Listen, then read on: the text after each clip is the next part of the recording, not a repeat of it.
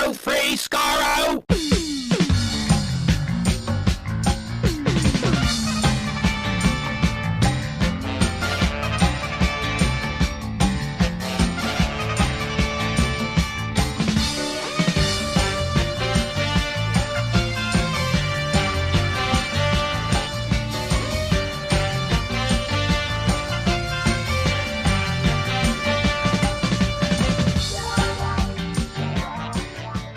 Hello, everyone. Welcome to Radio Free Skaro, episode number 889. I am Stephen in Edmonton. Warren in Victoria.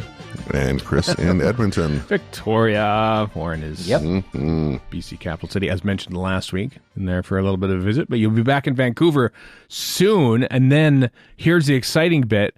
We'll be in Los Angeles, California in another, less than 3 weeks now. Like, we're getting close. 17 days as we record this. For you. For me. Less for me, yeah. Yeah, Warren's 12 for me. So. Getting even earlier. We're getting it on the Wednesday. If you look at the Gallifrey One website, as of this very second, which is meaningless because this episode's going out on Sunday and we're recording this on Saturday, 20 days. So it'll be 19 days by the time this episode goes out. Gallifrey One. The schedule for which is now out, which means we can say that once again, Radio Free Skaro back on we're in fact getting back with Get Back on the Gallifrey One main stage Friday, February 17th, 11 a.m. till noon, kicking off the convention with Colin Baker, Sophie Aldred, Janet Fielding, Jamie Magnustone, Daft Shermer, Craig Ells, and Patrick O'Kane. That is a jam-packed show. They are going to get 3 minutes each on stage. If they're lucky. And it's just, who are you? What's your name one thing that you like about Doctor Who? Okay, bye. Colin Baker as a doctor might get 4 minutes. But we're only going to talk about his DVD collection as shown in the Five-ish Doctors. Yes, exactly. Which we don't Power Doctor. Who cares? Let's get the Five-ish Doctors. Come on. The 10th anniversary panel of the Five-ish Doctors. Because it's been 10 years since the Five-ish Doctors. So we're not going to talk about the Five-ish Doctors. We'll probably talk about the fact that he was in the Power of the Doctor. Like pretty much everyone on this entire panel, I think, was in Power of the Doctor, except for Craig Ells, who was Craig not. Ells, yeah, not so much. Yeah. So that's very exciting, which means all three of us back on the main stage for the first time since 2020. How about that? And of course, Gallifrey One in and of itself. For those of you not attending Gallifrey One, I suspect that live show will probably go out later that day, like maybe an hour after it happens. So probably, it'll be as good as live. Whenever you get around to it, I guess. No, I like to get that thing out quickly, and then because we're kind of getting back into the swing of things with interviews and stuff at the convention, and trying to nab some and stuff, and putting out daily podcasts over the weekend like we did last year. And I don't remember when we started doing that again. But it's fun. I love doing it. I love sort of like capitalizing on the buzz, Doing daily podcasts? That was from like the start. I know, but then we stopped doing it, and now because it's exhausting. It's exhausting. Yeah, we might do two. I'm betting we'll do two, maybe on the Saturday and the Sunday, including the live show. No, on top of the live show, Warren. Oh, I see. Yeah. Oh, and I've already planned it all out. It's all there. It's all ready and waiting. So. As we try to, cover Gallifrey One for those that cannot be there. And if you want to be there, get your tickets like right now. Literally, there are less than 24 tickets available for purchase as of right now. And that might change by the time this episode comes out. So, for a while of it going, we're not sure if it's even going to sell out or anything like that. Now it's completely sold out. So Gallifrey One is back, baby, and we are too, and it's going to be very exciting, very exciting. And as I mentioned, the schedule, or if you will, schedule came out this past week as well, with all the stuff. We won't necessarily go through a huge breakdown of what's in there until our Gallifrey One preview show. But Warren, you're on a couple panels. You're moderating a couple panels, aren't you? What are you doing on? I am indeed. Let me fire up the old shed here. Oh, I caught you off guard. I'm sorry. Here, no, not barely. Okay, so I'm interviewing Patrick O'Kane and Craig Ells. a couple hours after we have him on the live show on the Friday. Didn't we just talk to you? What do you want now? This is a whole hour of Ashad and Carvanista. So true. all your Doug and evil Cyberman, more evil than usual Cyberman questions. I'll be asking them, and you'll be submitting them. Yeah. How about that? Just And make sure you then, ask Patrick O'Kane if he got to keep the little Cyberman action figure version of him. Yeah. I hope he did. That'd be cool. They probably had a few of those lying around. And then also on the Saturday at 2 p.m., I am with Daniel Anthony, Stories from the Sarah Jane Adventures. And also I have a video in the Fan Video Happy Hour. Oh, nice. And I think that is it for my participation in events. Yeah. I'm having a little bit lighter of there's the live show, but then my one obligation is not even an obligation, is the big old live commentary of The Power of the Doctor at 5 p.m. on this Friday with Chris Chibnall, Sophie Aldred, Janet Fielding, Jamie Magnus-Stone, Daft Schirmer. Everyone but Chibnall will have been on our live show earlier that day, so that's going to be awesome. Mm-hmm. I'm going to be watching that episode a lot for preparing for this, so I'm basically clearing 90-minute blocks in my daily schedule to do that, to be fully versed on it, to do the live commentary. So hope everyone can turn out for that, because that'll be a big one. I think Jodie Whittaker and Mandip Gill are on the Blu-ray commentary. I haven't got there yet because I'm still watching my Jodie Whittaker one episode today. I'm about to finish off Flux tonight, which means it's Eve of the Daleks on Sunday, and then I'll start my marathon on my other marathon of one episode several times. I would like to see Flux Tonight, the variety show, myself. Tell me those two wouldn't be great variety show hosts. Yeah. Oh. In between threatening our lives. Yeah, Swarm and Azure. That would be, I think they should. I hope I see some cosplay of Swarm and Azure, because those are looks amazing. Complicated. But not that I don't have faith that somebody's going to do it. Yeah, it's Ray Holman was going to be a Gallifrey One, but he's had to pull out because of work. But usually when the costume designer is going to be at Gallifrey One, that's the cosplayers up for game. Stops, yeah. Mm. I mean, remember that one year where somebody dressed as Eldrad? That was pretty impressive.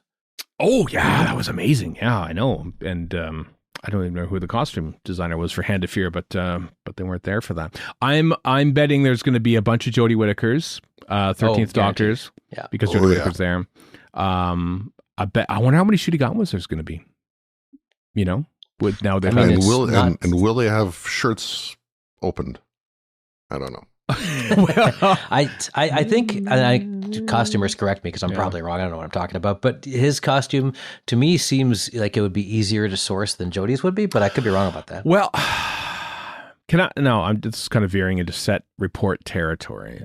So bear with me. There's if different outfits is a spoiler for you, turn away now. But there was a set photo or a location photo, because they've been shooting Doctor Who now, and you could see Millicent Gibson, and she was wearing an orange top. Not unlike, but not exactly alike, like Ncuti Gat was in his costume reveal, which leads me to think that they wouldn't dress them both in the same orange top. So I feel like, as I kind of surmised at the time, that the silhouette of the coat and the trousers and the shoes remains the same, but the shirt underneath perhaps changes. Maybe. So that orange shirt that you see in that costume reveal is not set in stone. I think that. And Chris is correct. He'll just walk around shirtless the rest of the time. Yeah, why not? Handsome man is Ncuti Gatwa. Very handsome. Mm-hmm. Very much so. Yeah, as the new Doctor Who. So anything else? Cafe Clutch signups opened on Saturday as well. That might be gone too, by all we know, by the time this episode comes out on Sunday. There's an update to the COVID policy update, which is basically meaning to say that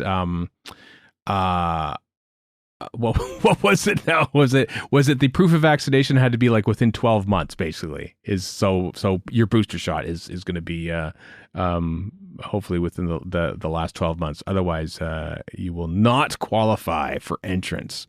Thankfully, I've got 5 shots coursing through my veins right now. So I only have 4. What kind of an animal am I? Well, you waited to get your special updated booster, whereas I got one in July just because. That's true. Then they came out 3 weeks later, and then I got it. So bivalent. Yeah, I got my bivalent, so I think we're all bivalent up, aren't we? I think. Mm-hmm. Yeah. I think so, yeah. Yeah.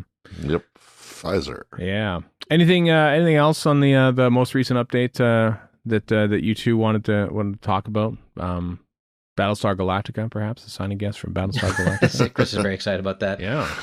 A little bit. Sheba, Cassiopeia, and Flight Officer Rigel there to do photo ops and signatures, autographs. I only watched the show in French, so on CBC French, so I don't remember. Was Flight Officer Rigel the one looking at that giant, I'm going to say radar-esque looking monitor thing? Yep, with the hair. Yeah, the one with the hair and a ponytail. Okay, then I do know who that is. And they'll all be signing autographs. I defy anyone of our age to say they didn't have a crush on at least one of the ladies from Battlestar back in the day. I would say plenty of gay males our age probably didn't, so there's that. I only watched it in CBC French. I only remember the robots, the Cylons, and the spaceships, and maybe Dirk Benedict, and that's Excuse me, you are missing the best thing about it, especially in French. That's right, I'm talking Lucifer, baby. No, I don't know what you're talking about. I know the theme song, but only later. He's a Christmas bulb, and he's such a jerk. I love him. Sure. I don't remember. He's Warren, in the show. I know. Well, listen, Warren, I only watched the show in like 1981 on CBC French, and that's the last time I What's the production code for Horror Fang Rock? Your 70s TV nostalgic stuff needs to extend to exactly Battlestar. I'm mildly surprised that hasn't shown up on like Pluto TV or something as a. Well, I can tell you where it has shown up, my Plex. Yeah, I know that, but I'm too lazy. I'm too lazy to find stuff now. Just show it to me. Give it to me. I don't know if this makes up for anything, but I did buy the entire Blu-ray of the new series, so there is that. Oh, really? Well, you can not like it. That doesn't really matter. It's not as good. The other. It's quite clearly not as good. It's not as good as this thing I watched in French. I can't remember. Okay, great. Gallifrey One. Anyway, it's happening in less than 3 weeks' time. Next week is just another episode, but the week after that, the weekend before Gallifrey One, is our official Gallifrey One preview show, which a lot of people like to listen to on the way down to Gallifrey One. So that will be there for you all. And of course, once more, we're back on the main stage Friday, February 17th at 11 a.m. I think it's an hour after the dealer's room opens. So you got time to go to the dealer's room, get your crap, and then come over to the live show and watch us kick off Gallifrey One. So it's gonna be a crazy time. It's gonna be a crazy fun time at Gallifrey One. Russell T Davies, you might remember him. He's the guy that is running Doctor Who again. He had a big interview in GQ, Gentleman's Quarterly, about ostensibly about Nolly, his new series that's coming out on ITV next week or this week. I can't remember when it's coming out. But of course, the conversation went to Doctor Who, and he has confirmed in this article what we have all been suspicious about and surmised that would be a possibility, indeed a likelihood, that spin-offs are a-coming. Doctor Who spin-offs, baby. What a shocker. I can't believe it. I know. It's rather exciting. Insofar that, I like the quote that he's sort of saying that, he's watching Star Trek becoming like this sort of year-round thing. And he was envious. You're cutting his praise off there. He loves it. I'm not saying I agree with him, but Russell T Davies loves it. He does. Yeah, he loves that. I mean, I don't know if he loves it as much as just he loves the fact that it's there, It's there all year round, pretty much. He doesn't have to agree with you. He can have his own opinion on things. No, that's true. That's true. So, yeah, spin-offs. He doesn't actually say which spin-offs are happening or anything like that, but yeah, it's definitely a Doctor Who extended universe, which is coming, which is why we're cramming in all of our mini-scopes and commentaries now before the 60th anniversary. It really kicks everything off because we'll basically be reviewing new episodes every single week for like 50 weeks out of the year of Doctor Who, and it's a assorted spin-off. So.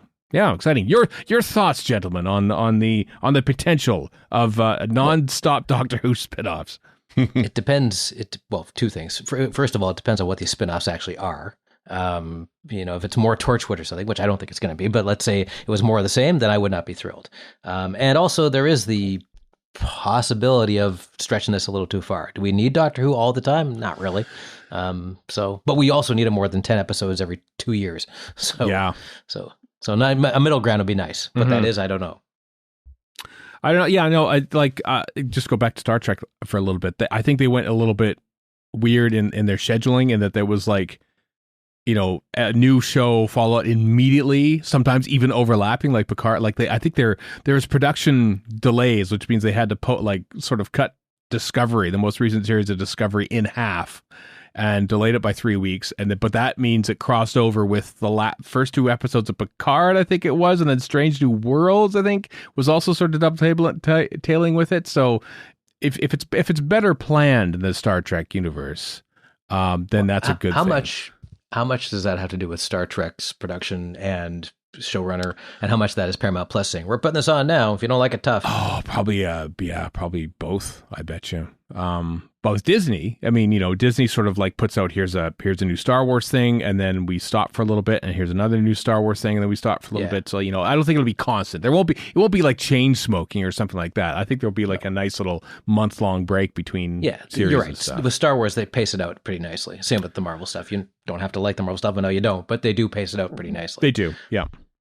And Disney has other stuff on the go. So it's not like you're going to get 52 weeks of Doctor Who on Disney Plus, because they're going to want to sort of like have stuff. Nope, here's Doctor Who, and then here's a Marvel thing, and here's a Star Wars thing, and here's Doctor Who, and so forth. So, and most importantly, they've never binge dropped anything. Although Russell T Davies did, so there is that. No, it's the worst thing to do. Do not drop. There was a great. Could you have sat through 5 weeks of Children of Earth? I think it's best to get over in a week. I think that one was a good idea. You know what? That was a great idea. But I wonder, like, if it was out now, I think you do it once a week, and it would be amazing. Because remember, we thought that we would just blow up, like, oh, thank God we're getting this over in a week, and that was like one of the greatest things Russell T Davies ever did. And I'm just trying to think, if we had to wait a week in between episodes, that would have been a long week, because they were so good. Chris, your thoughts? Spin-offs, extended universe, all that sort of thing. I think it's, as was said, I think it's going to depend on what the spin-offs are, how good they are. Are they going to tie back into the main show, or are we going to have crossovers? Because I'm fearful, Stephen, of a Book of Boba Fett / Mandalorian type thing, just so you can negatively sink your teeth into that. Oh, God. I'd love to know the story behind that Book of Boba. It just feels like they're kind of like Roger Cormaning the Fantastic Four. Like, we have to sort of keep the license going, so we got to put something out there. I don't know, Boba Fett. Disney does not have to keep the license going. Disney no, you know what I mean? Got the license it locked isn't like down that forever. Just sort of like, we have nothing new, and we don't want to wait until like the next series of Kenobi, which is coming out many months later. So what if we did like 3 or 4 episodes of Boba Fett, and then maybe got the Mandalorian back a little bit for a couple of those, and then we'd be fine. And there we go. We got a show. There, done. I did see somebody make a good point. They're like, so somebody who watches Mandalorian season 1, 2, and 3, and then goes into 3 and goes, what the hell is going on? Because they didn't watch Book of Boba Fett. I know. That's a point, I think. It's a bit of a point. It is, because, I mean, depending on how many things are out there, are you going to have the time or desire to watch all of them? Or what are you going to miss out on if you don't? How confused will you be? How bad an experience will it be? It's like, for all the Star Wars stuff, I watched Book of Boba Fett and Mandalorian or whatever, but I'm not watching Bad Batch. No, am I? No. For example, I am in fact watching Bad Batch, but it doesn't really tie into much anything, so who cares? Yeah, so that's the thing. Like, how much do you tie your anime? If it's I don't know if they're anything live action anyway. So. Yeah, live action. Like, it feels like, well, everything live action ties in with each other, but like, why would something animated tie something in? It's like, well, if you watch episode 3 of Bad Batch, you will, you'll understand this reference and this major plot line in the Mandalorian season 3 or something like that. Well, and how much of the Mandalorian is basically Dave Filoni, and I don't mind, and a lot of Clone Wars fans don't mind either, him inserting all his animated guys into the, like, Cad Bane and the rest of them in live action form. And Ashoka's got her own series. Very popular character. People love her. I'm not criticizing her. I'm just saying a lot of this is Dave Filoni going, I can finally do these guys in live action, which, to my mind, he did a great job with the Clone Wars in the first place. I don't know if you need to just replicate that, but whatever. He's got the money. He's got Disney behind him. Sure, do what you want. Yeah. I mean, the Disney money, and the Disney home for Doctor Who is also a major factor in this, and that as Russell says in the interview in GQ, where, the BBC didn't really have the money or the inclination to just make nonstop Doctor Who related shows. Because that's not what they do. They're a public broadcaster. They make a variety of different shows and stuff. They can't really devote the time and energy and budget to just making totally Doctor Who. But now that there's a Disney Plus element to this, there's a home for such things, Of course, then we see the rest of the streaming industry hacking and slashing, canceling shows and stuff left, right, and center when they're not doing immediately good in their first weekend, essentially, of a new show dropping. So it's going to get interesting to see where this new TV industry goes. But I suppose Doctor Who is not a brand new show. It's a Why is it that we three dorks, and not just us, but plenty of people who have nothing to do with the film industry, say, oh yeah, this isn't going to last, and yet the people in Hollywood are like, this will last forever. I know, like usually they're the first. No, it won't. Obviously it won't. Come on. Yeah, I know. Well, we'll see how Doctor Who does in this new exciting age. I wonder when announcements are going to happen. Is it going to be like, those the big board where Kevin Feige comes out and says, here we go. Here's the next financial outlook for the next quarter. I would love to see Russell T Davies do that. And he'd be up for it. I know. Like, what if that happens at like San Diego Comic-Con this year? Like, what if that's a big thing? Here's what's going to happen. It might happen. It might be a thing. It might be an actual thing where... Well, it's more likely than Chris Chibnall's doing it. That's for sure. Or Stephen Moffat, for that matter. Yeah, that's true. That doesn't say it's likely. It's more likely with Rusty Davies. Mm-hmm. Exciting times. Exciting times to be a Doctor Who fan, even in its 60th anniversary year that we're in right now. Anyway, the full interview in GQ, and not just the bits cherry picked for Radio Times article, as in the show notes at radiofreescaro.com, or indeed on your listening device. Here's some exciting stuff. The next collection series has been announced. Season 9, John Pertwee's third season as Doctor Who, is going to be the next installment in the collection Blu-rays, coming out on March 20th in the UK, and amazingly on June 30th in North America. And even more amazingly, you can pre-order it now, and I was not expecting that. It hasn't arrived at your door yet, so until it arrives at your door, I don't believe it. Oh no, you know what? I believe the North American release date a lot more than I believe the UK one. The UK one inevitably gets delayed by a week or two when they find little errors here and there. So I'm locked. I'm putting money on that June 30th Canadian we'll see. release. Yeah. So, I wish you the best. I hope it does, but their track record is not so great. Oh, well, there's teething problems and stuff, but there's a host of stuff on there. It was a great trailer. Oh boy, that trailer was quite lovely. I was not expecting the feels coming out of left field towards the end of the trailer, written and directed by Pete McTighe. As this possible spinoff. Yeah. The tribute to Stuart Bevan was very, very well done. It was really well done. I was like, oh my God, I'm crying on this Blu-ray release. I was just learning about Vam, and then you just blindsided me with it. It was very sad. Very well done. As I said elsewhere, this is probably the best Sea Devil adventure ever. The little baby Sea Devil. Clearly, you haven't seen Warriors of the Deep lately.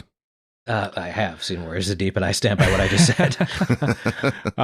Yeah, there's new documentaries. Making the Time Monster. Yeah. Oh boy, Liz Miles is going to be very happy about that. A profile and of only Liz Miles. That's true. A profile of director Michael E. Bryant, which is great. Michael E. Bryant is excellent. Location, where Katie Manning and friends revisit filming locations. The Fell Guy, all about Stuart Fell. Gesture of the Year for 1993. A whole bunch of behind the sofas. Movie-length editions. This is kind of cool.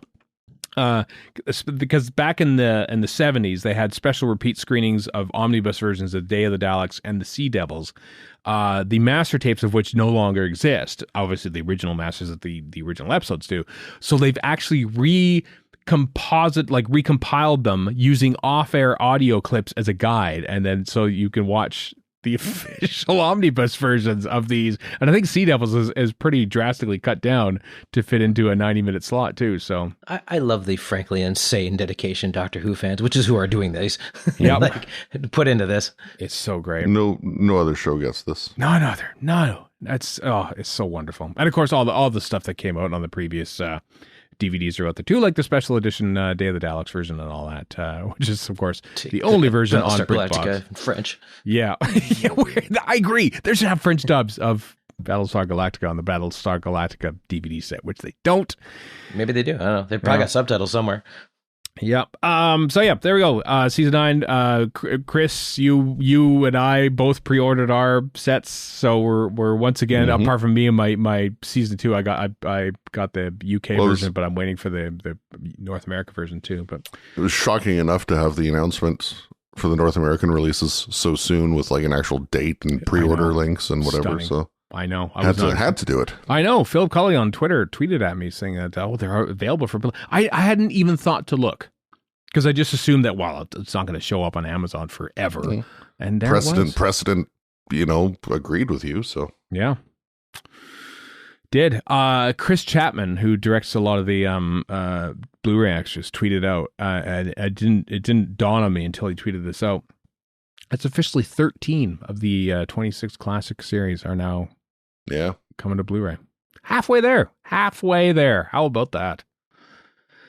Any speculation of what might appear for the rest of the year? It is the 60th anniversary after all. You have to think season 20 is going to be in there, right? Season 20 has got to be a consideration for the anniversary. Has the 5 Doctors come on one of these yet? No, it hasn't yet. Okay. No. So maybe that might be a thing that might sashay its way in there. That's what I mean. That'll be on the season 20 set. Yeah. I assume. Yeah, it'll be season 20. I have to think of it. Oddly enough, it's been a while since we had a Tom Baker set. It feels like 2 or 3 years now. So I imagine one of those, maybe season 15 will be in there or something. 13 would be nice. 13, but then you'd finish off Hinchcliffe, and there's still a Graham Williams. We've only had Key to Time. Do the Key to Time because I like it. I agree. Key to Time. I have this nasty feeling that Key to Time is going to be the last Tom Baker set. Why? I don't know. I don't have any good explanation as to why I think that, but that's just a gut feeling. It's ending on a bit of a name a bad Tom Baker season that isn't out on Blu-ray yet. 13 might be the one, honestly, because it's really good. It's got Pyramids of Mars on it. Seeds of Doom. Name a bad Tom Baker season. I challenge you to Can't do it. If you said season 17 and 18, well, they're already out on Blu-ray, so. Yeah, I like your thinking there, Chris. Watch the next. We'll watch literally 3 weeks from now. Key to Time coming to Blu-ray in 2025. Just to spite me. Mm-hmm. Anyway, that's pure speculation on our part. Maybe it'll be season 25 too, because that's an anniversary season as well. Maybe they're throwing that one out and completing the McCoy run, which would be something. I think if we get 20, we need Mark Strickson back in the trailer because we've had Janet Fielding. That's true. Good point. Or, wouldn't be any point in having Carol Ann Ford do the trailer for season 20. Just have him the trailer, and all it is him back at the iHarmony sketching something, and it's just the filthiest thing you've ever seen in your life. Just disgusting fan art. He's drawing like Carvanese to taking Dan Lewis or something like that. I think this is what he's drawing in the iHarmony. Exactly. Yeah. It was his artwork that was shown on the John Bishop show. Yeah, I like that we're not only just speculating about what Blu-ray sets are coming out, we're speculating about which companion will star in the release of them. This is the tragic thing because the main cast for the most part of season 7 is no longer with us, and same with season 11 as well. So like when they come to do those, I'm thinking, how are they going to do those? But I kind of love these trailers where they kind of give us what they've been doing. It's kind of cool to see. I do more like canon. It. Yeah, I do like them. I think they're kind of neat. We can still have John Levine do season 7. Yeah. He wasn't in it much, but a little bit from his used car lot. I don't know what book that's in, but I don't. Sure. I don't know if Sergeant Penton's gonna. Maybe it'll be a Primord or something like that. It'll be one of those guys. It'll be like, I'm here at the end of the world, telling you about the new season 7 Blu-ray. Or we've is just the guy had who plays Blue. Sorry, go ahead, Chris. We've just had a Sea Devil based trailer, so why not a Silurian based one? Oh, maybe told by the ants. It'll be Madame Vastra telling you the tale about her ancestors, about Doctor Who and the Silurians. You could get new people in there. There we go, Pete McTighe. Sure. There's your idea right there for your season 7 Blu-ray trailer. Is the guy that played Bill Filer still alive? It doesn't matter yes, if he is. Paul Grist is still alive. But Claudes of Action, it's already out. It's already out. But you could just find some way to justify it anyway. Have him be the Inspector General of something or other, and have him send a guy out. Warren, just admit that you just want a Bill Filer spinoff and be done. Okay, yeah, of course I do. Why wouldn't I admit that? Yes. I don't have to be all hushed about it. Yes, Bill Filer spinoff. Not a 7-minute trailer, a proper actual spinoff. Listen, I already came up with the title for this on my previous fan vid, which is Filer and Duggan _ sideburns and violets. It would work. Anyway, Blu-rays, very exciting. Actually, we're bearing the lead here. The most exciting news about this entire thing is it's the logo will match with the previous version. Even though the new Diamond logo is everywhere in the trailer, on the actual case itself is the Jodie Whittaker era logo. So Russell T Davies said that he replied to someone on his Instagram feed when the new logo released, and he said that don't worry, the logo's staying the same with the blue. He's a man of his word. He gets nerds and they're piffling concerned. Yeah, he does. So I'm thankful for that. So thank you, Russell T Davies, for that alone. That alone makes me very happy. All right, what else we got here in this crazy old news list here of crazy Doctor Who? This is exciting. Doctor Who Complete History. Remember the magazine book series that came out in the UK that was not out here, and I always said that I would buy that in New York second if it came out on digital, and then just last month I think it was the first 20 issues came out as a big bundle, $160 worth. Bought it in 8 seconds flat. Well, volume 2, issues 21 to 40 came out, and I bought it in 6 seconds flat. You actually time yourself buying this. Instantly dropped. I wouldn't be surprised if you did. It's so they're so. I have barely even scratched the surface. We did a commentary for Planet of Giants. That's on our. Did we do it? Yeah, Planet of Giants, right? That's on our Patreon feed. By now, if you're a Patreon supporter, you've already heard it, or you already have it at any rate. And I read the issue for that. They're great. They're so great. They're so in depth. They are wonderful. And now I have them all the way up until I think Vengeance on Varos I think is the last one available in this bundle. So. If you're like me, a nerd who likes to have everything and know everything about Doctor Who and only Doctor Who, then this is for you. So links in the show notes. You can get it through the Doctor Who magazine app. But part of me just wants to download them all as PDF, which is a lot of work. But I don't know, just like having. That's never stopped you before. No, what if they go away? What if the app just says, yeah, the app's done. So. Good luck. All the stuff you bought is now, we give you a gift certificate, kind of like what streaming services. Oh, so thank you. You just beat me to it. Yeah. Digital copies.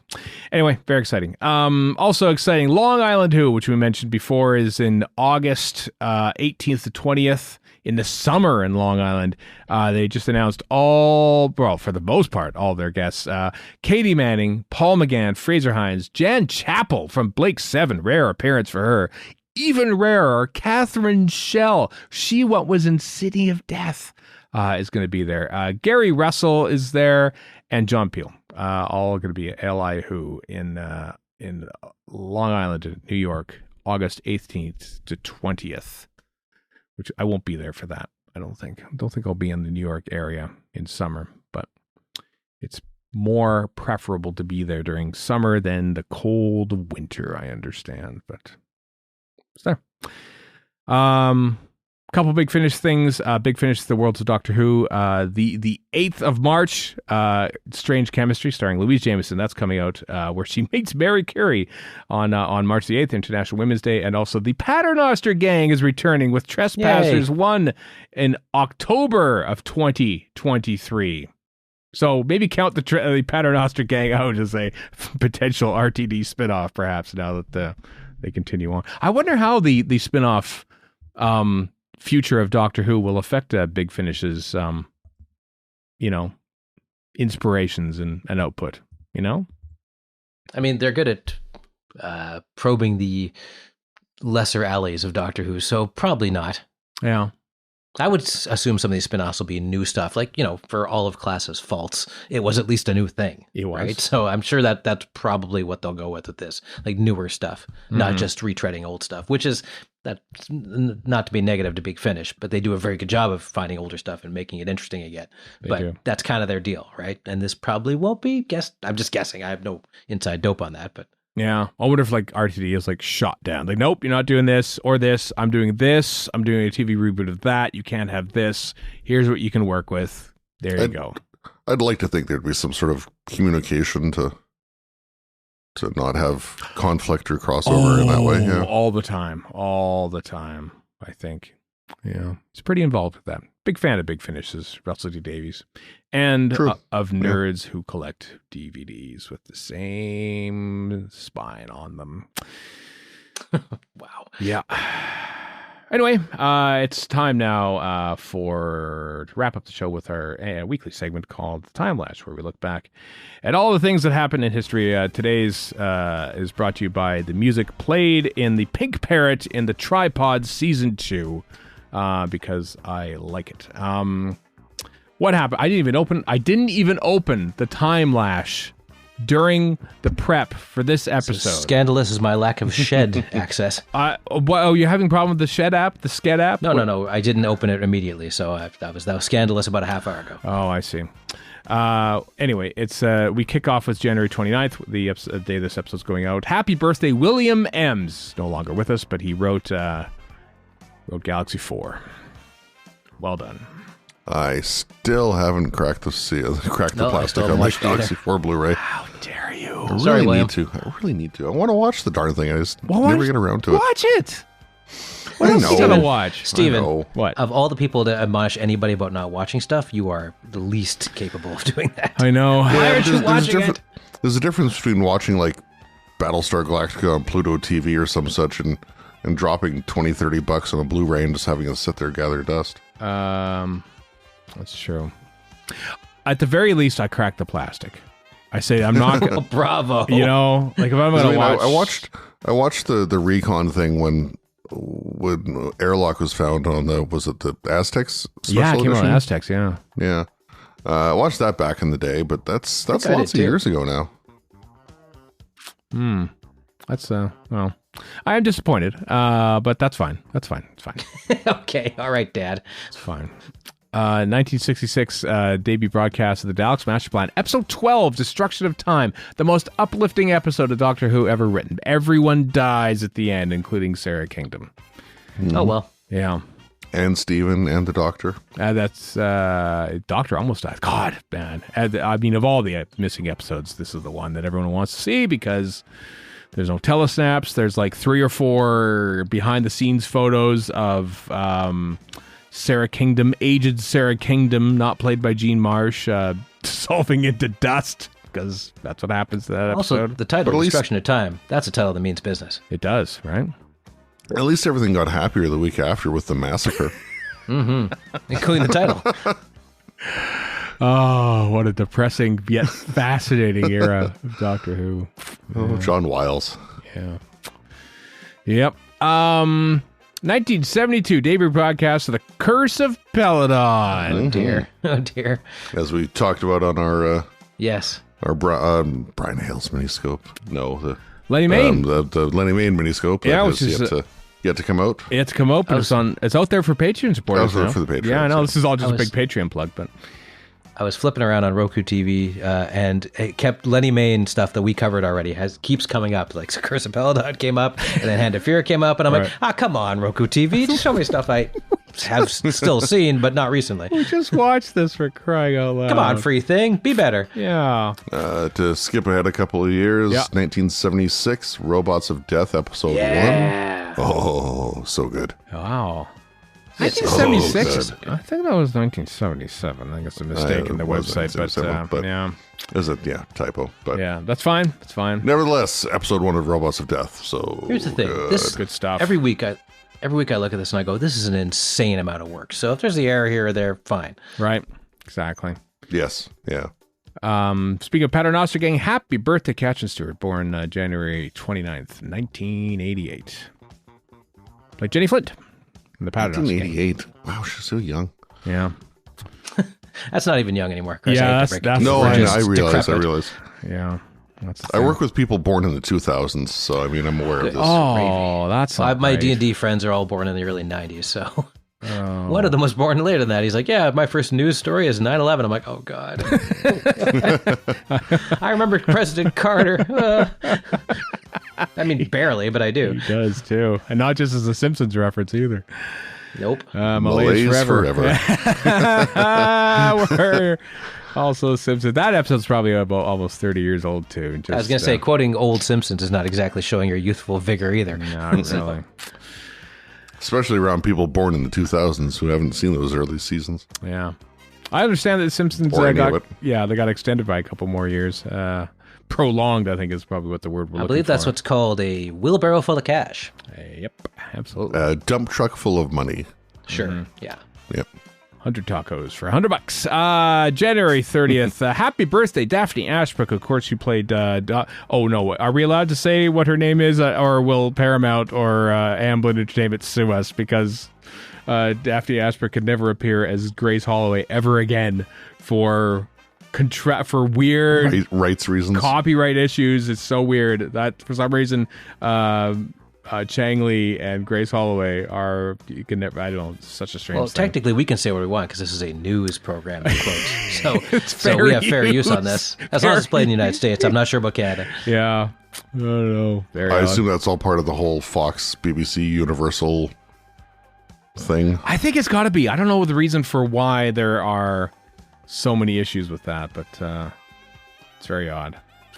Yet Paul McGann can be called the Eighth Doctor? Call the Eighth Doctor. That I think because the Doctor is property of the BBC, but those two characters, yeah, you know, and maybe the boyfriend who's a lout.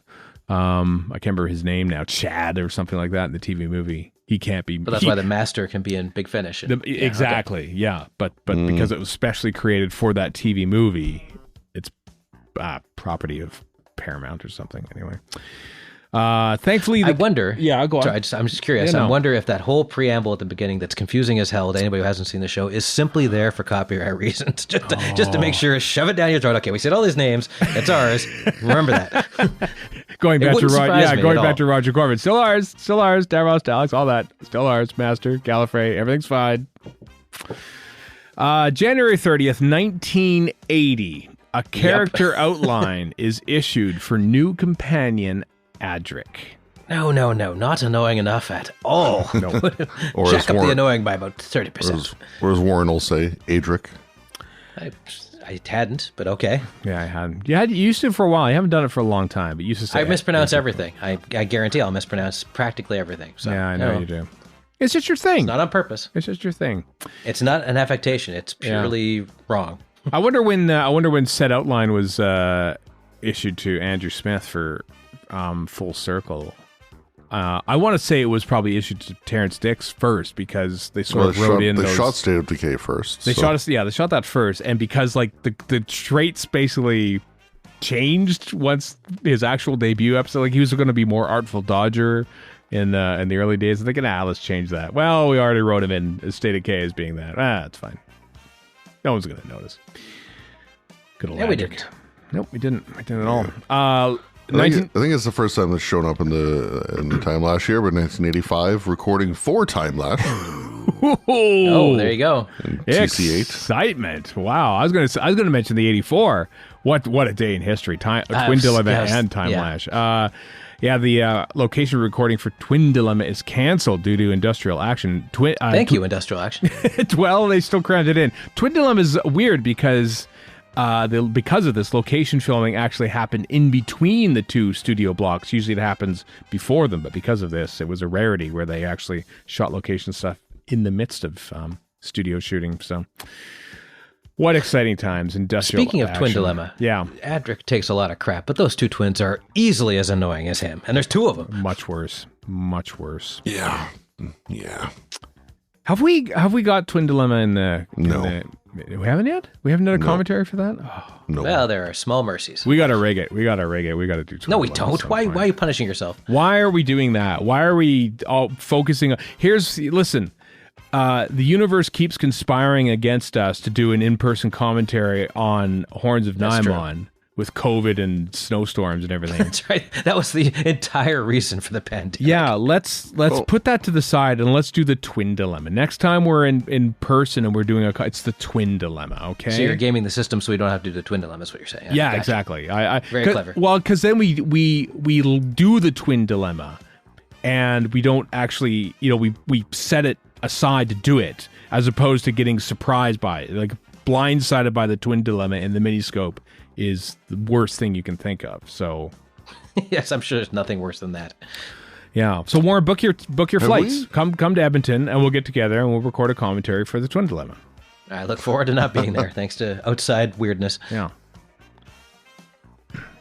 Anyway, anything else on January 30th happening? There's sadness at the end there, but we'll get to that at the. And we did the death of. I'm just going back in time here a little bit. Right. November 1st, 2009.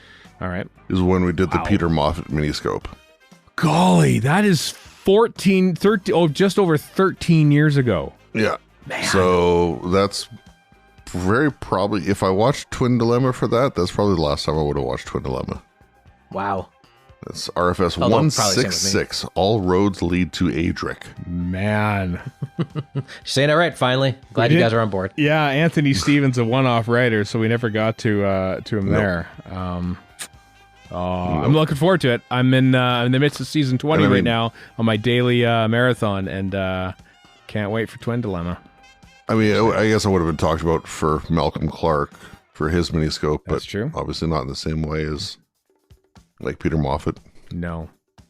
Stephen, I love that your contempt for modern television is such that you just uttered the phrase, I can't wait for Twin Dilemma. Can't wait for Twin Dilemma. Yeah, I was thinking, you know what? Last of Us, thinking, oh, you know what? I might want to watch that. It's like shot in various Alberta locations and stuff. And like, here we are 3 weeks in. And I was like, no, I haven't watched it. But I'm looking forward to Twin Dilemma. Yeah, sure. Twin Dilemma. January 30th, 2017, Peter Capaldi reveals that he'll leave Doctor Who following the 2017 Christmas special. That was sad because I like Peter Capaldi. And I remember that. He said it on like a radio show or something like that. And says, yeah, I'm out.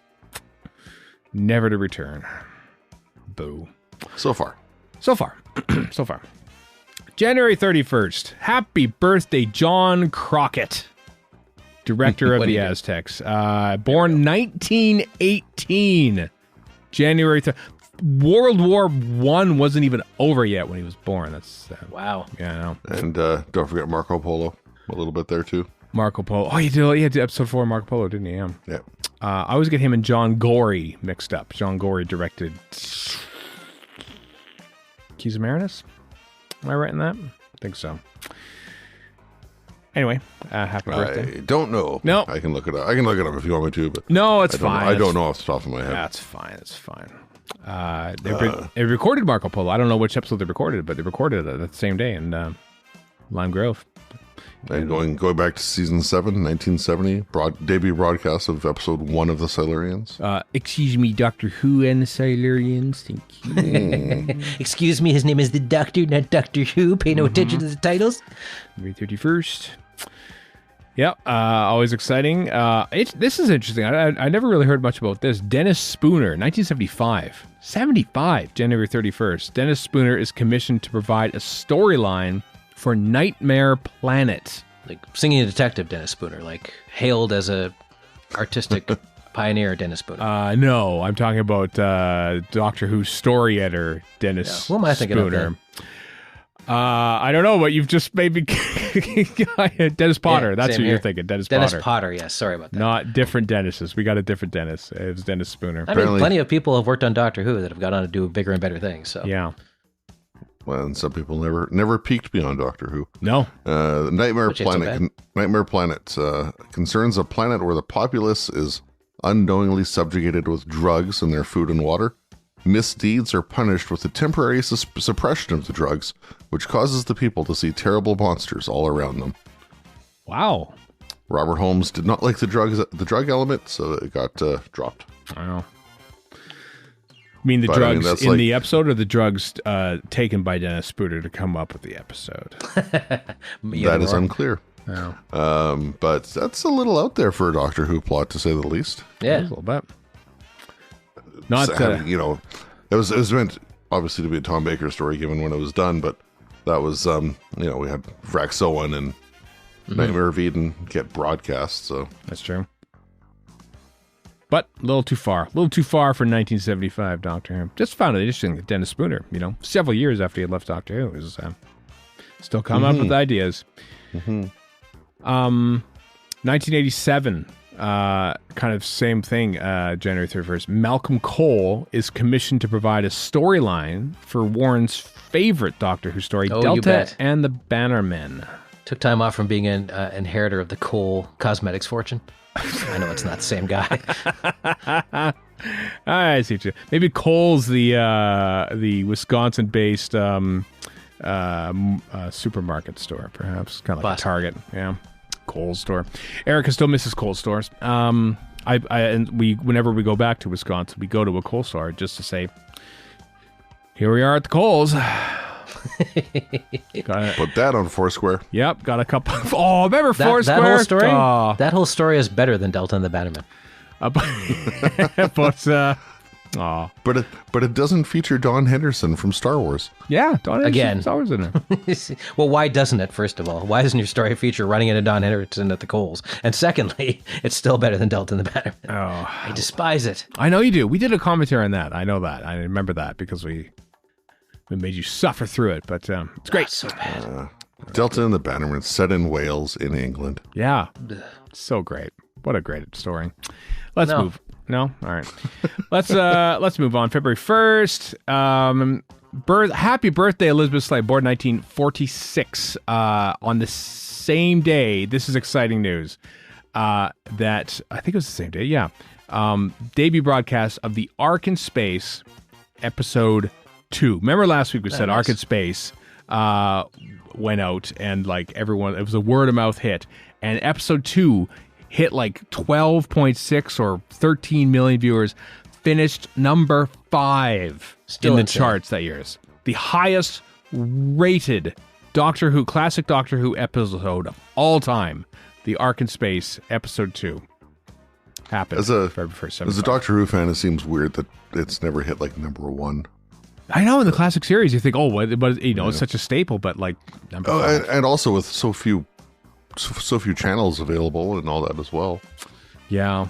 Puts it into perspective, doesn't it? You know? But also as a Doctor Who fan, perpetually down and thinking the show is doomed. Not surprising it never hit number 1. Yeah. Of course, it has several times in the modern series, but not then. Only in episode number 5. Number 5 that week. I wonder what finished number 1. I wonder what about the other 4 what their ratings were for that week. But Something massive, obviously. yeah, But Somehow Strictly Come Dancing. Not sure how. that's the flip side to the so few channels thing is if something good is on or whatever, or something popular, then yeah, it's going to get nothing but massive numbers. Yep. Because what else are you going to do? Not watch TV? Like a sucker. Yeah. Well, there's radio and a radiophonic player to listen to, I suppose. I suppose. And I mean, the wireless? Nah. yeah, the old wireless, the old Jolly Wireless, perhaps. Nope. You could think Radio about buying blah a freezer. blah, as Queen once said. Radio blah blah. Anyway, exciting day in history for Doctor Who. Not that that rating, the number 5, would not be beat until Voyage of the Damned in 2007 finished ahead of that. I think it finished 3 or 2. Yeah, I think 3. I think it finished 3rd that week, off the top of my head. February 2nd. What happened? Happy birthday, Dawn Houghton, writer of Inferno and The Mind of Evil, born that day in 1930. Here's something that was going to go swimmingly. 1968, Mervyn Hazen and Henry Lincoln are commissioned to write The Dominators. What this needs is an annoying robot and yelling guys. Yeah. Yep. Didn't work out that well for them. In fact, also 1968. Yeah. Brian Hale's commissioned to provide a storyline for the Lords of the Red Planet, which I'm assuming is the Ice Warriors. That was the Seeds of Death is what that was. Yeah. Yeah, that's what I mean. And it became it, yeah. But it was set on Mars with Ice Warriors, yes. It was until completely for the first of we two. Can't afford this. Yeah, for the first of 2 occasions, Terrence Dicks completely rewrote a Brian Hale script, like he later did for Monster of Peladon. So, yeah, I wonder what Terrence Dicks thought of Brian Hale's What, Brian Hales out of Terrence Dicks? I know. I want to know what Mark Gatiss or Gaddis, whatever. Gatiss. I'm going to get it wrong. Gatiss, thank you you. were right the first time. Thinks of Brian Hales because he sneaks in Alpha Centauri and sets it on Mars for the Empress of Mars. So maybe that was his way of going, you know what, Brian Hales got short shrift and I'm going to redo this. I wouldn't be surprised if that's exactly what he did. I mean, as inspiration, perhaps, That's where he's on Mars. Yeah. Quite possibly. 1984. Ian Marter commissioned to provide a storyline for Volvox. I know. That would have been intriguing. I don't know what it is, but I want to hear what Volvox is. I think it was just a Volvo not much K. It was the information, just model of says- Volvo he was driving at the time was a Volvo K, and then you wrote a story about it. It would have likely been a Sixth Doctor Perry story involving hospital overcrowding. That's like all that it says there. Wow, that could be written today. That could be an episode of today. Well, as I wonder importantly if as Smith anything, and Jones is written as a tribute to... Yeah. as importantly as anything, that could bring back Dr. Harry Sullivan. That's true. I suppose. Sadly, who we lost in 1986. Have you read the book? Harry Sullivan, and I can't remember the name of it. Harry It's Sullivan. quite Harry entertaining. Sullivan's War. And Yes. Harry Sullivan's War, written by. He's having a hell of a time writing this book. Like he's basically making fun of Harry the whole time. Yeah. I remember I had it. I had that book, certainly. I did. I had that one, but I don't think I had the Earthlink Dilemma, the Turlo spin-off novel. That one's not good. I read about 10 pages and gave up. Wow. But of course, Granted, I was 15. I don't know. Maybe I'd read it again and go, oh, this is actually not bad. there's But no at the time, Daleks in this. I'm upset for. Yeah. What else happened on February 2nd, Groundhog Day? 1986. Christopher H. Bidmead All right. abandoned his Pinacothica, Pinacothica. Yeah. which is was eventually replaced by Terror of the Vervoids, but was going to be I really hope segment it was- 3 of Trial of a Time Lord. It was about Pinocchio's brother. I can't remember what it was about. I read it somewhere recently, but what's so funny, Chris? Bidmead worked closely with script editor Eric Sayward, submitting each script and soliciting feedback before proceeding to the next installment. That was your first mistake, Christopher H. Bidmead. After submitting his second draft on January 9th, 1986, Bidmead heard nothing for a month, at which point he was shocked to learn that Sayward had advised producer John Nathan Turner on February 2nd to reject Pinacothica on the grounds of being boring and unusable. Oh, wow. Sick Damn, burn. Sayward. Script editor, sick burn, yeah. Maybe you realize that, he's a script editor and he can take the blunt criticism. Well, still not speaking to this day. I have no idea if they're fighting or not, but they might not be.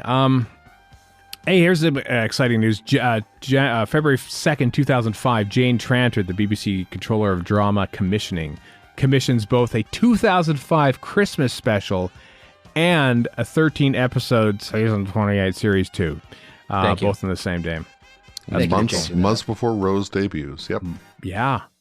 But they didn't announce it yet, though. They didn't announce it until March.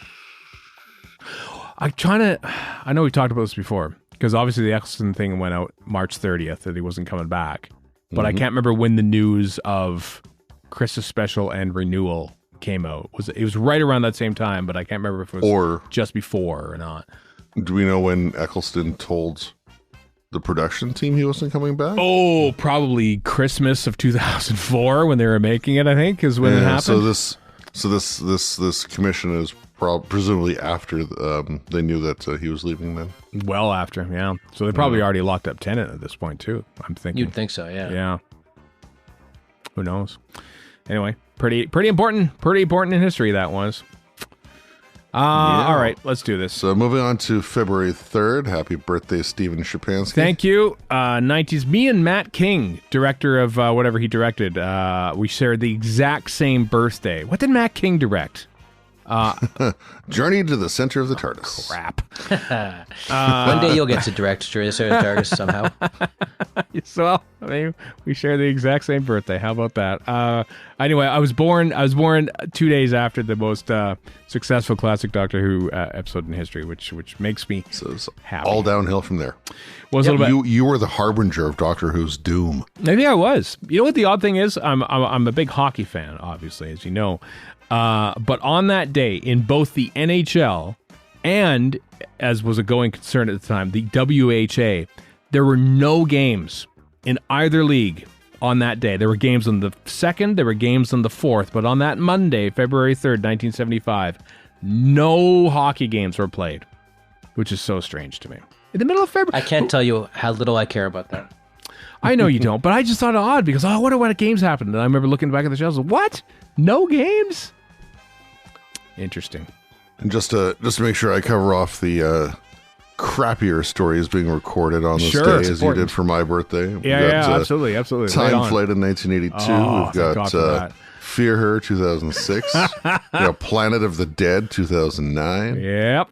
Curse of the Black Spot 2011. Wow. So there's definitely some stinkers going on. Yeah, Journey to the You Center are the harbinger of tanking shows. The director of Journey to the Start of the TARDIS, born on that day. A broadcast though, I mean, two years before I was born, it's Carnival of Monsters episode 2. That's not bad. Armageddon Factor episode 3 in 79. Frontiers episode 4, which has a crappy ending. That's And a crappy beginning and middle too. I know. I was seeing my first ever NHL game that day. That night. 1984. 1984, February 3rd, 84. Can I tell you a boring story about it? Go for it. It's because I was obviously a big Oilers fan, and at the time I didn't realize it, but now looking back. So up until that point, Wayne Gretzky had a 51-game consecutive point streak. He had got a point in 51 straight games, but it ended the game before against LA. Oh, I thought you were going to say it ended that game that you went to. No, here's the thing. It ended, but it was revealed that he was basically playing hurt, but he kept going to keep the streak going. So once the streak ended, it was okay, now I got to take off and take time off and rest this injury. So I went there. I was very sad. There was no Gretzky. There was no Paul Coffey. There was no Yari Curry. All three are now Hall of Famers, legendary players. So I was like, oh, man, it's my birthday, my first ever Oilers game. Pat Hughes, who you've never heard of, Pat Hughes scored 5 goals, and the Oilers beat the Flames 10-5 in my first ever NHL game that I went to in person. I remember that part of your story from I have being told before. I have another 10-5. much quicker, boring story about 2015. Tell me what your boring It's story. Not really, it's not really a story so much as it is me playing GTA and pretty much nothing but GTA in the last little while. So 2015, recording for Under the Lake Before the Flood takes place in, I can't say this, Carwin, Wales? Anyway, Wales. As we all know, one of the highlights of Under the Lake is the people mouthing words. So when you go into your character and you just kind of rotate so you can see their face, for some reason my character is mouthing words you can't hear because they don't speak in GTA Online. I'm like, is he saying the words from Under the Lake? Is that what he's doing right now? Is this a tribute to Under the Lake and Before the Flood? I'll tell you what it is, Warren. It's you're wearing headphones in your controller, and if you say something, your mouth actually moves. That's what it is. I wasn't though. So. No. But if it hears any noise, it'll think you're speaking, and so it does that. Yeah, okay. Yeah, I know. Wow, teaching you stuff. So I am doing Under the Lake Before the Flood without even knowing it. Correct. Correct. What else we got? It says one more day. Doctor Who magazine in 2010 reveals Arthur Darvill being cast as Rory Williams for my 35th birthday. Is that right? 35? Yeah, 35. Happy birthday to me, Arthur Darvill, in Doctor Who. I'm not sure I remembered that, actually. I don't think I was reading a Doctor Who magazine at the time. Anyway, onwards to the last day in this Timelash this week. February 4th, an untitled minuscule storyline by Robert Gould is abandoned. That's about the 8th different version of a mini Doctor Who story that they finally made as Planet of Giants. That one's abandoned. They were really hung up on that plot line back in the day. Staggering, wasn't it? I think just generally kids' TV was hung up on that kind of thing back in the day, and, stories in general. I don't it's not a science fiction show unless you're like, mini. And up until Honey, I Shrank the Kids was like the first big thing. And they're trying to be educational all the time, and a good way for kids to understand the world around them is to change how it looks. And, What came first, Honey, I Shrunk the Kids or Inner Space? Inner Space by 2 years. Yeah. No, 88, Inner Space, 89, I Shrunk the Kids. Oh, okay. For some reason I thought Inner Space was 87. Yeah, that's fine. Oh, maybe you're right. Maybe it was 87. Yeah, I don't know why I thought that. Mostly because I just looked at Leonard could be Maltin right. books. Yeah, and he had the year, the release date for all the movies. I never saw the movies, Warren. You understand? I just knew when they came out thanks to Leonard Space Maltin is books. quite funny. Dennis Quaid and Martin 87. You are Meg correct. Ryan. Short. There we are. Yeah, but more Those were importantly, Dennis Quaid. Those were Dennis Quaid and Meg Ryan met when they hooked up. I think. They did too. That's right. The guy, I can't remember his name, Robert Picardo. He plays the cowboy in it, who's like this Russian secret agent. Oh, really? Basically, Joe Dante loves Robert Picardo and puts in any movie he can, and he's funnier than hell in Inner Space. And of course, Joe Dante was the producer of Star Trek Voyager, which is how Robert Picardo got that job too. That is untrue. Completely. Anything else? 1978. Yeah, what happened? 1978 debut broadcast of The Invasion of Time. Episode 1. Nice. Yeah. Which also came up on Roku. I was like, yeah, Invasion Time, yeah. A much sadder occasion happened 2 years to that day. David Whittaker died, like 51, I think he was. He died of cancer. All that chain smoking caught up with him, like with many people. Very sad. Oh boy, I tell you what, that looking for David Whittaker documentary on the season 2 set when it comes out, it's great, superb stuff.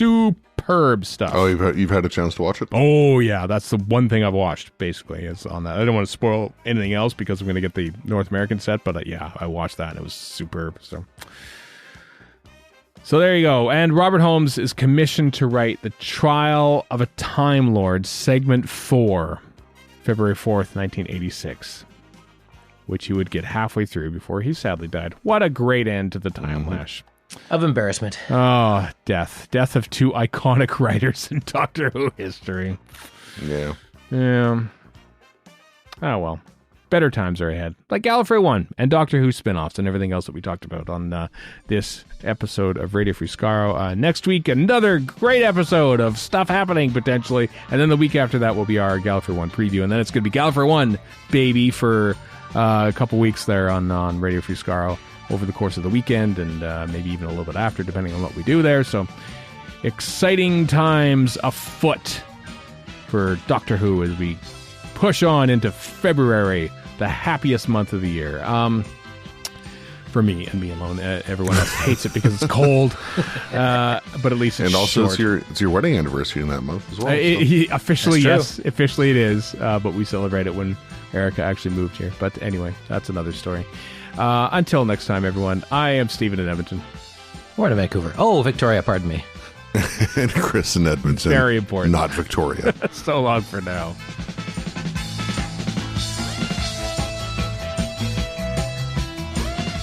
You've been listening to Radio Free Skaro.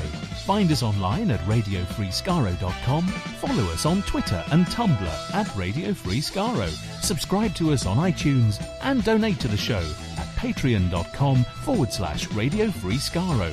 Thank you.